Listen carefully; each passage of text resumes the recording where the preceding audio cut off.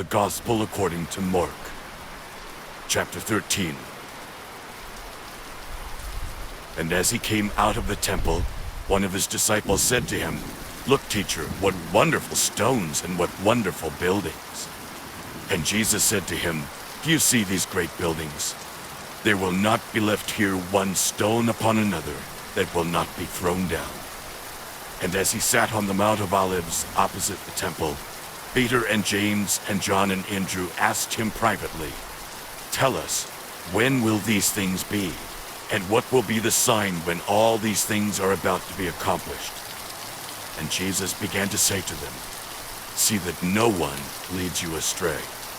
Many will come in my name, saying, 'I am he,' and they will lead many astray. And when you hear of wars and rumors of wars, do not be alarmed. This must take place, but the end is not yet. For nation will rise against nation, and kingdom against kingdom. There will be earthquakes in various places. There will be famines. These are but the beginning of the birth pains. But be on your guard, for they will deliver you over to councils, and you will be beaten in synagogues, and you will stand before governors and kings for my sake, to bear witness before them. And the gospel must first be proclaimed to all nations. And when they bring you to trial and deliver you over, do not be anxious beforehand what you are to say, but say whatever is given you in that hour, for it is not you who speak, but the Holy Spirit. And brother will deliver brother over to death, and the father his child, and children will rise against parents and have them put to death. And you will be hated by all for my name's sake. But the one who endures to the end will be saved. But when you see the abomination of desolation standing where he ought not to be, let the reader understand. Then let those who are in Judea flee to the mountains. Let the one who is on the housetop not go down, nor enter his house to take anything out. And let the one who is in the field not turn back to take his cloak. And alas for women who are pregnant, and for those who are nursing infants in those days. Pray that it may not happen in winter, for in those days there will be such tribulation as has not been from the beginning of the creation that God created until now, and never will be. And if the Lord had not cut short the days, no human being would be saved. But for the sake of the elect whom he chose, he shortened the days.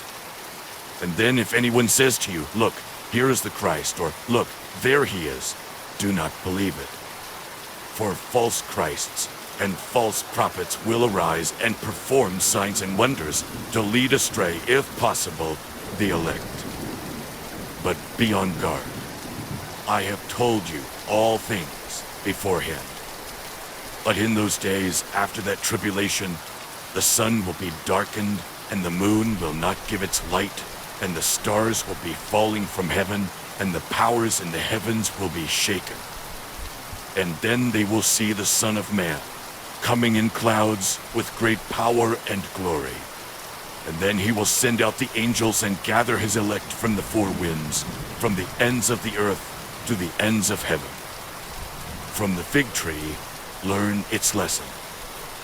As soon as its branch becomes tender and puts out its leaves, you know that summer is near.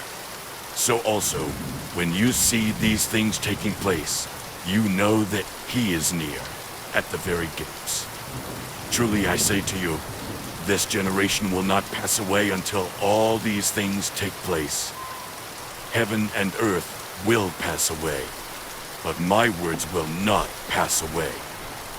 But concerning that day or that hour, no one knows, not even the angels in heaven, nor the Son, but only the Father.